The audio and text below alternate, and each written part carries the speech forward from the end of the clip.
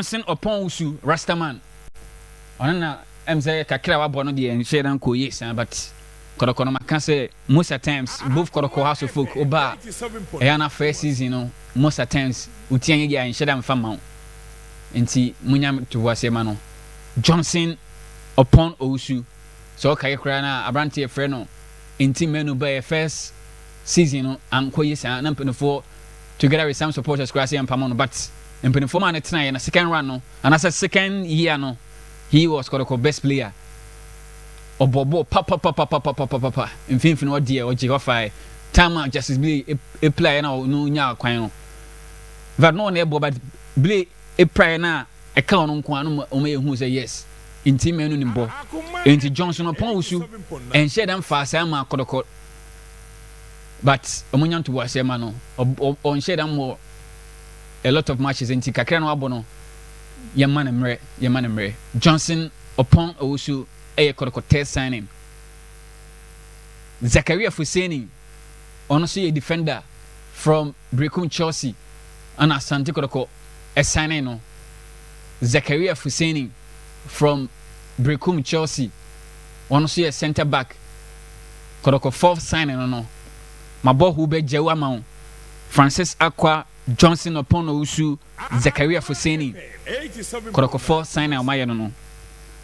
Aziz Haruna Dari, a goalkeeper from Beche United and Santi Kodoko Ekofa Aziz in free year. Aziz Haruna Dari, Obayano. On shed and Nebisa, okay, so we create preseason or the Antino. On shed and Nebisa, Mohamed Kamara Nada, but Kodoko last game on body here, heart of on a bad day, where you mistake Kesiepa Anna Omolusu game on 1-0. So go nation in the and no such thing as a goalkeeper. With that height, Ushri Nas a ball, Omesebon will be Munquadia goalkeeper. On your dear, as time or runs near Upia, time in the year, who's a ultimate pickable now. Don't even try in PM for good post, but Upie, no shri, on tank bono, next sound on the air, and we goalkeeping mistake. Enti Kodoko goalkeepers no. Omo goalkeepers trainer no. I saw on it manchi na kasa. Mohamed Kamara air mistakes Samson na Dari so be dem ba kwi. Ono so ASI mistakes ni bi. Dari Haruna Aziz signing number 5 at the Asante Kodoko. Set Kojo also from Beche United. Ono so e kan bi. Na se Beche no Kodoko sign 3 players in the free 3 players. Francis Aqua, Aziz Haruna Dari, and a Set Kojo. Set a midfielder, a total of number 6, a total of number 8. In fact, number 10, Krobeti Mabo. Set Kojo, so a free Beche United. And also joining Kumasi Asante Kodoko, Nei Kodoko for Edinburgh Bedijuma. A lot of Kodoko games, Nina or Tabobi. A Kamiako, yes, coach and the Dinya de Karim Zitu. The first level, no set. Most times we bought on a Hillary double in the middle of the entry Akoma, especially Baboya Pia a prayer no crowd sets and a sometimes Baba free bench but to say the Baba opera after an oracle vaca cracker into settle it's like say Kodoko a on first level set Ejinamu set from Beche United a Asante Kodoko one more signing number 6 for 2025-26 Ghana Premier League. Sansona Joseph Amwa from Legon Cities. The 21-year-old Joseph Amwa. Nimfi any dear. Now share picture for post in the year. One Shabagas or Brosa, but all said and done, and no ye Nimfi and Penfroche say, Annie on one Casach would D. 21-year boy Joseph Amwa. Kodoko one more signing number 7 I don't know. Then Hilary a double Lord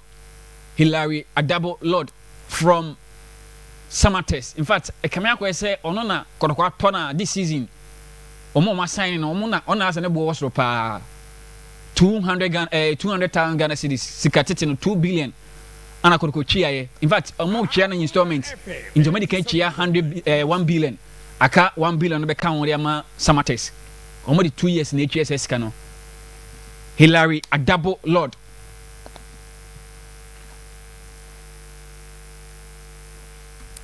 Johnny Asante Kotoko from Samates 1996. Obekaya Kotoko Samotene do from Legon Cities 1.8 billion. Winso from Samates 2 billion. But Mese Kotoko 8 training installment. Medicare share 1 billion. Aka 1 billion. And I say 100,000 Ghana cedis. Hilary Adabo 198 intimate prayer no. One of ball as holding midfielder number 6. Ediama Sante Kotoko born the Hilary Edinbo pa Winimbo pa one so Winimbo Omunyina be here Emre Kodokone House of Folk no. Your turn about when your time.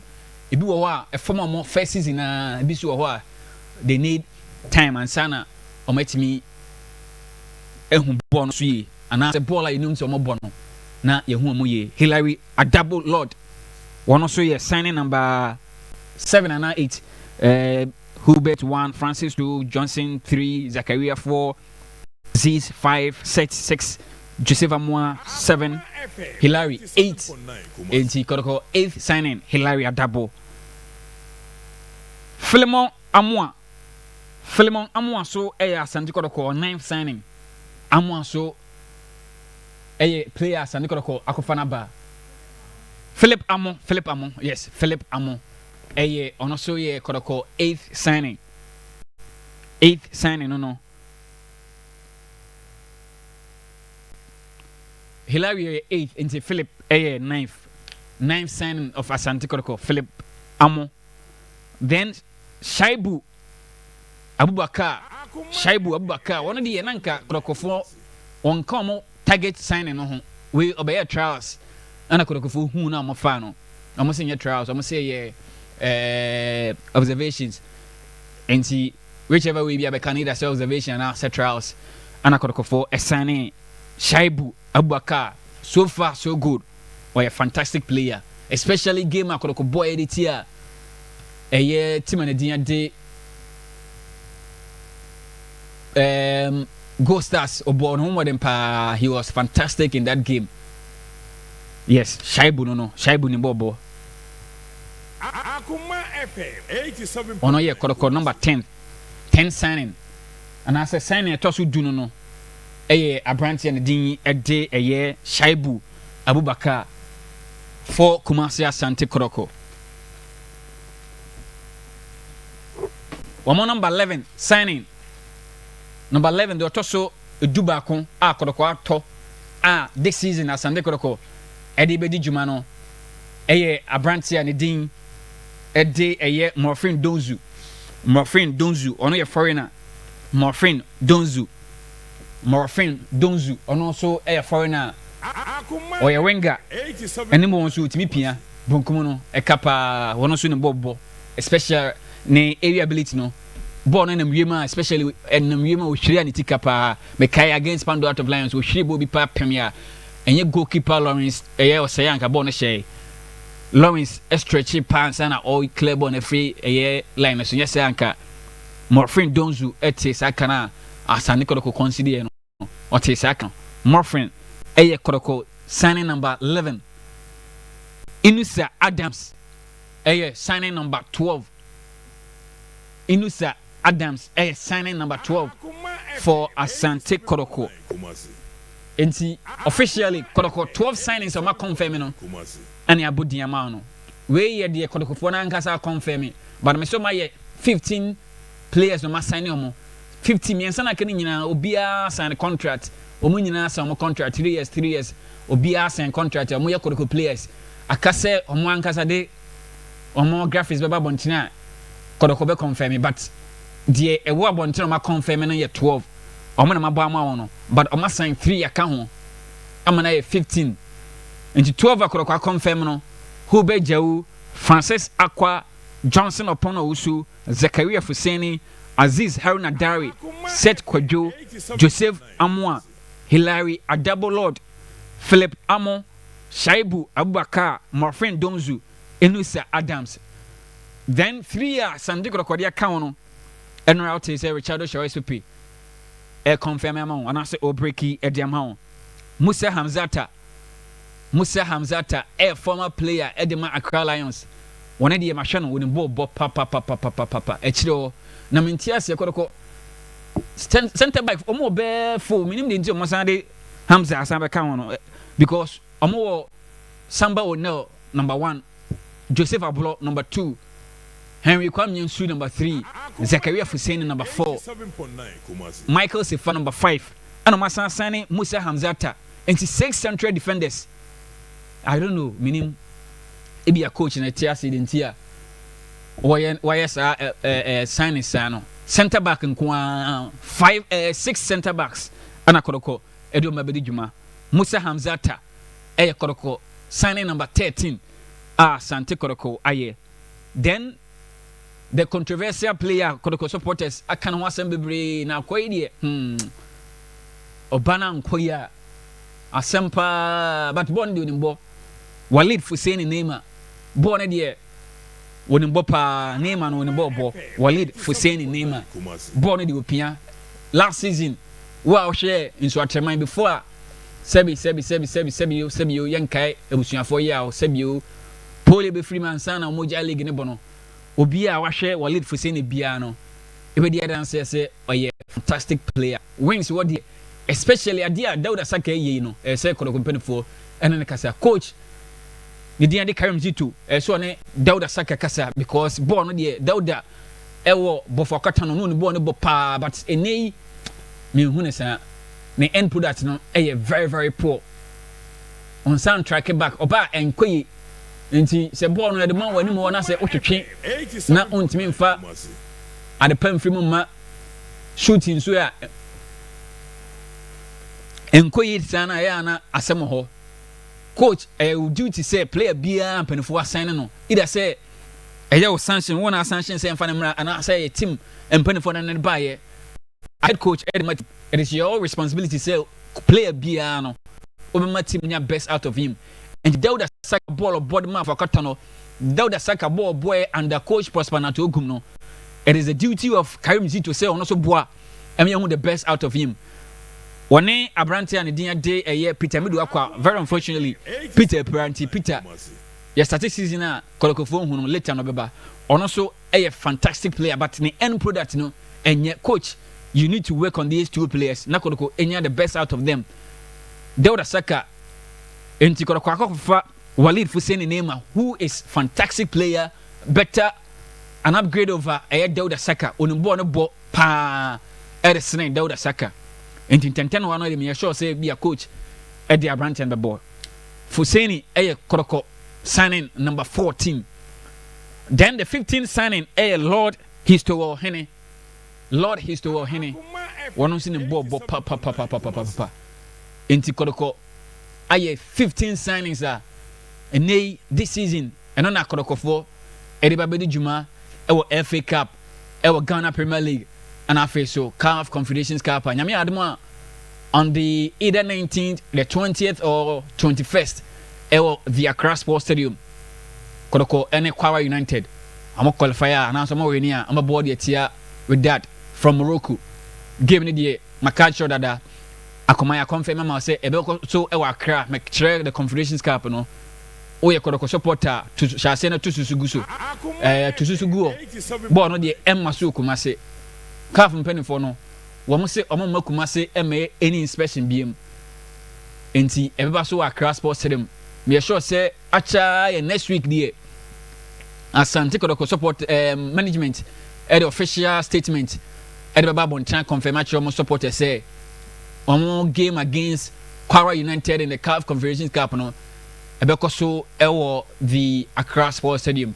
In fact, already came inform me the NCC dada say woman can't show almost supporters ni be say omo mo abo mo me sure say very soon next week the 87.9 announce statement be free kodo company for aba confirm say games no beko so ewo eye Accra Sports Stadium. Enti emrantie edunum a this season kodo company for the Mabedi Juma Karim Zitu edi Mabedi Juma no enne yabo so edi ama live on Akoma 87.9 FM. Hube Jau, Francis Akwa, Johnson upon Usu, Zakaria Fuseni, Aziz Haruna Dari, Seth Kojo, Joseph Amwa, Hilary Dabo, and also Hilary Adabo Lord, Philip Amo, Shaibu, Abubakar, Morfin Donzu, Inusa Adams, Musa Hamzata, Walid Hussein Nema, Lord Listo Hene,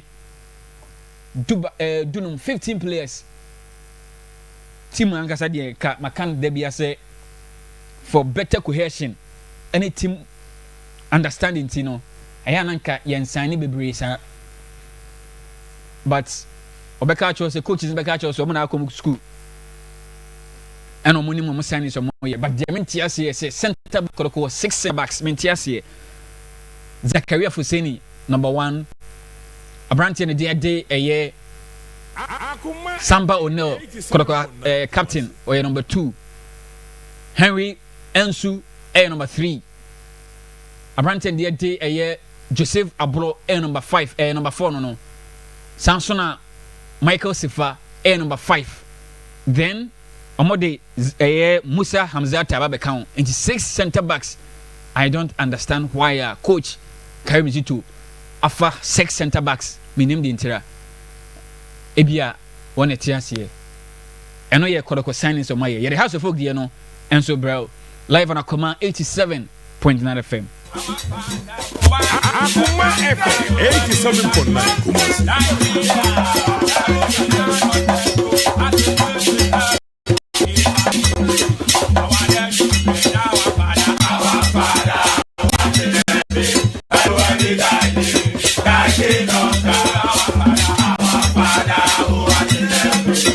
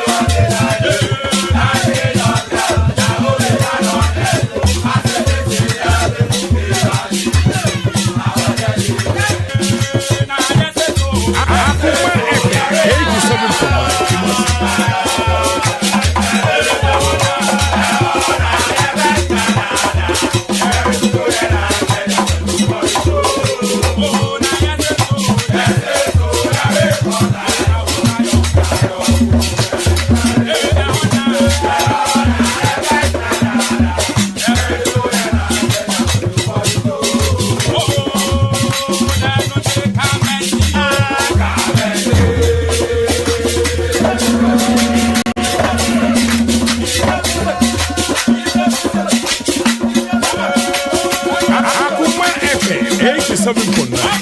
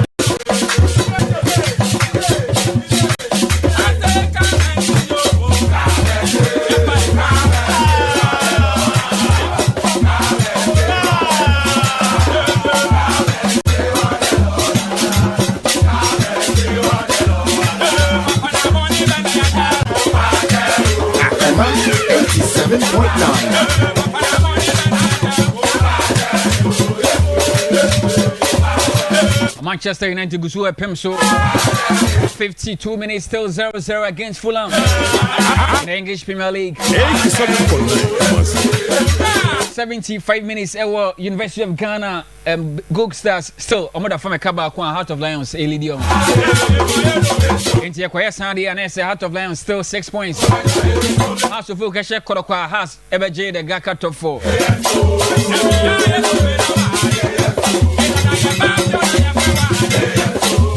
Santi Koloko players no arrival omo call the Legon Sports Stadium omo sisi from all team bus mo fe kama abo Regis no fe enti yewi Santi Koloko eba House of Folk pay House of Folk omo signings and I say omo release omo the buy no the Kabiru release in beto so mamia no statement in fact na Friday no this statement in the buy after say FIFA de ban buy no Hasford Anka said the release by say one more area registration players on person sign bi o ma wi o mo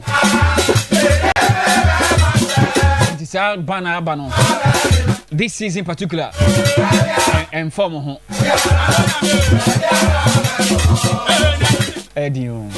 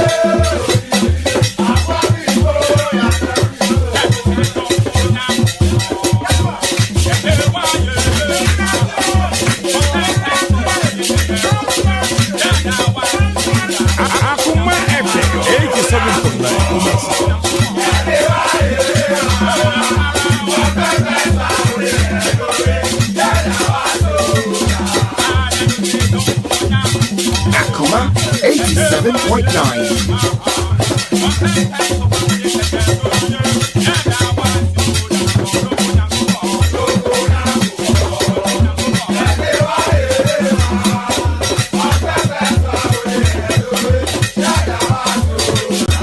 Enti eno ye House of Folk yen wem wo has signs now my no na yen confirm ma say dem kan House of Folk enra Friday statement o man kasa release ye to a year FIFA banner buy no o mo confirm say o mo awie registration bi on be so mo ye bia enti one na obi say has on be den na mo awie signs no according to o man kasa statement the third paragraph no was say importantly we wish to clarify that our current player registrations had been completed. And here, our current player registration has been completed. Next, see players on person register on the league in the year, almost proud to the enforcement of this ban. Therefore, there will be no immediate disruption to our squad or competitive commitment. And see, I know your House of Folk statement and on the buy Friday on the buy. Importantly, we wish to clarify that our current player registrations had been completed prior to the enforcement of this ban. Therefore, there will be no immediate disruption to our squad or competitive commitments. And the House of Folk official release on the buy and say players here. Oh, sure, more in the Gaka top 4 no. Omo do be juma. Omo na house edo omo bedi djuma omo wie obia registration enti omo players na yebebo so ama no House of Folk registration no players are phobia ede ba bedi djuma ewo the 2025-26 Ghana Premier League no ehon ensem nie player has for dinachia last season omo follow na dinachia in fact na kodokokra edu ba bi mekai Akoma na abrante ne ka say ya no kra do ka say talks no almost done. Akase obesign the contract did ma Asante Kotoko anko ye no wura mu wo Saudi ana wasan return aba eni oba ya na house for eno no edi nkoma Prince Kwabena Owusu House of Folk signing no and the Prince Kwabena Owusu House of Folk for omo play omo eto no top 4 idi omo bi I'm told say enenwume against Asante Kotoko ebi ana Prince ejina mo de ama House of Folk Prince Kwabena Owusu number 1 signing for House of Folk. Number 2 Abrante and D&D Ali Muhammad Prince Kwabena Owusu free agent and House of Folk fan by Ali Muhammad and so defender Ali Muhammad defender House of Folk for and so signing no or signing number 2 no Ali Muhammad so Prince Kwabena Owusu number 1 Ali Muhammad number 2 number 3 Baba Ademu number 3 Baba Ademu number 3 and as a third signing for House of Folk na house the end omu nyina 2 years 2 years mentiasie Prince signing 2 years Ali Muhammad 2 years Baba Ademu 2 years ono so your third signing na House of Folk and so makacho say GPL transfer window no ene ahomache 12 ken na mpanifo close no enti signings at teams na ye and ye boso edema no Ali Muhammad Prince Kwabena Owusu Baba Ademu then Frank Duku Abora Frank de onimbo bo kakra na mahwe de ye obeka ya House of Folk any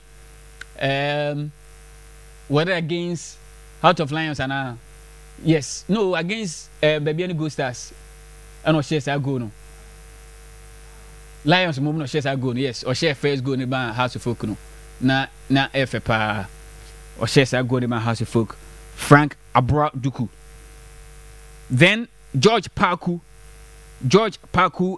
signing number 5 George Parku signing number 5 at my House of Folk enti Prince Kwabena Owusu 1 Ali Muhammad 2 Frank Adora Duku 3 George Parku 4 Baba Demu 5 then Abdul Karim or a former player Edema Nations FC former player Edema Bobo Kwanadin Ede Eye Biche United one also signing number 6 phobia and so you know one more number 6 signing no House of Folk 4 complete no fefa obi sia kan adiama in fact washa se kura wa sia kan gaka top 4 no ojinamu bi edema House of Folk one also can be signing number 6 these 6 players confirmation from House of Folk has a confirm almost signing no House of Folk ankasa at the statement about omode a confirming these 6 players the account bobo has emfa confirmation my but almost signing omo the akai maybe bobo remaining players maybe bobo mudino omo nyina players has edom bedi juma ahead of and I say in the upcoming season no but omo ankasa de omo nyan confirm ye Rocky Jamina a former player at the Asante Kotoko okosi akan kakra de man Dreams FC has afano in the ongoing top 4 Rocky Ejina mo bia osi akan Rocky Jamina one also can be Henry Kwaku Boateng dodo na friend kwada so Messi Henry Kwaku Boateng just 16 years wo so akra one also can be a House of Folk Edin Babedi Juma enti signing number 8 no from House of Folk Godwin Kujo and so signing number 9 Godwin Kujo House of Folk player signing number 9 House of Folk Edin Babedi Juma the Ghana Premier League and then MTN FA Cup and I feel so Samuel Amankwa so can be signing number 10 no has 10 signings a maye ana ye de ho ensem e ma wono o ma san signing one 16-year boy back on wo sokra no small boy 16 years mame empedino emfama kra two players a house of folk egusu no mo din komo na me name say has ewia how would they be able to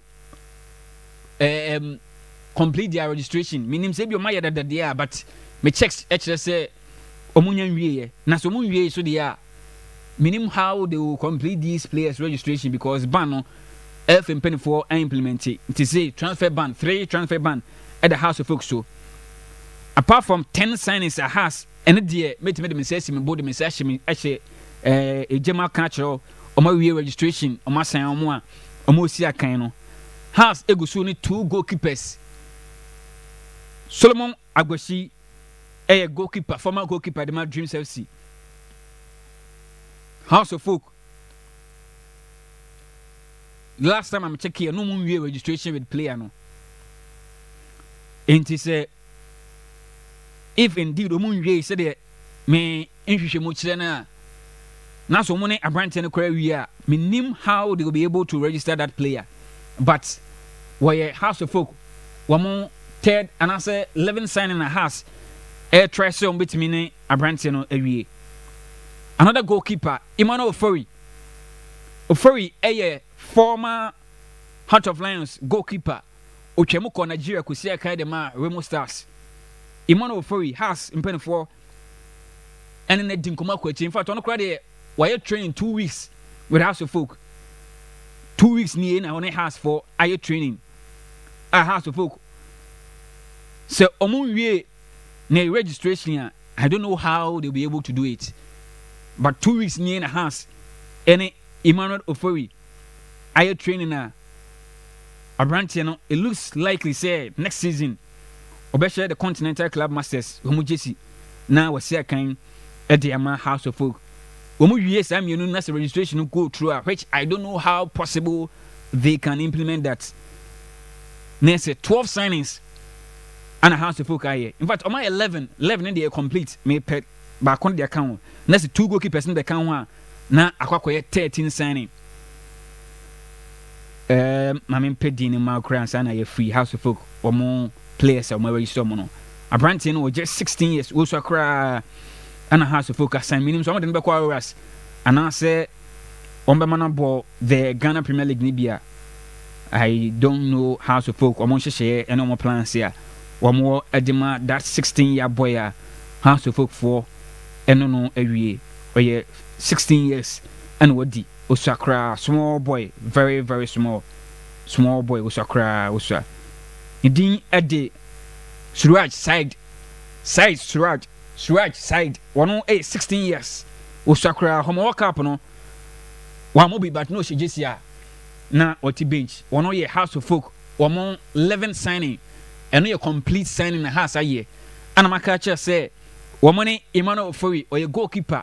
Then a branch and a ding a day Solomon Boshi, one see a goalkeeper, House of Folk, and no more a ding como. You might cry there while you're training with House of Folk 2 weeks near our House of Folk. Coach Didi Dramani, excited and impressed with the performance of our D our training grounds were. So House of Folk release your mother by and say a branch and can be there. And you mean how possible they can register him. But Omanya Yimadi Ababum because Sheriff Nadia watches number of times say born on him that the modern born any House of Folk standard into the house Edo money to Nosoa or House of Folk into Omogusu any Ima. If House of Folk any Ima registration there, I don't know how possible they can sign him because ban and penny for their Thomaso from FIFA the Ghana Football Association so I implemented a ban now. At that House of Folk so enti eno your House of Folk signings no 11 confirm 2 at the pipeline no Prince Kwabena Usu Abdul Karim Ali Muhammad Frank Abura Duku George Paku Baba Ademu Rocky Jamana Henry Kwaku Boating honestly 16 years Godwin Kujo Samuel Amankwa and Suraj Zaid and we 11 signings at House of Folk officially or maybe more. And Makacho said 2 so house in Omodim Koma and Komodina Kunenimpa. So moon year registration a my House of Folk. Goalkeeper Solomon Boshi and another goalkeeper Emmanuel Ofori, former goalkeeper Edema Heart of Lions, former goalkeeper Edema Nigerian side Remo Stars. I know your House of Folk one more so dear transfer window no about 12 a.m. Kung na Zempenifo at the Cardo tomorrow. Akoma close no.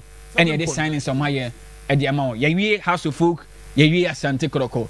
Ye Banner the Yakano Atwa so Mahaya Akoma 87.9 FM. Very soon Pepe be joining here. Now the build up to Asante Kroko House of Folk in the Gaka top 4 no.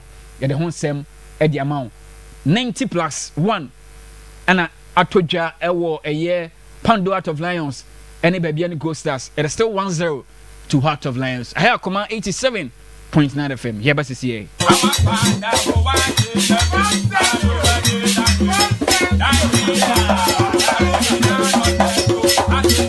Akoma FM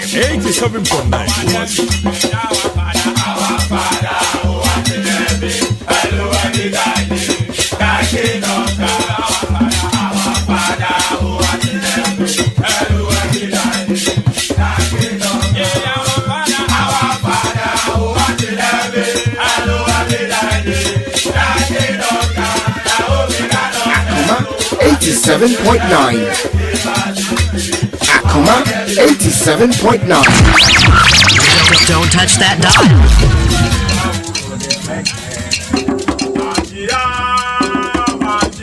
Akoma FM 87.9.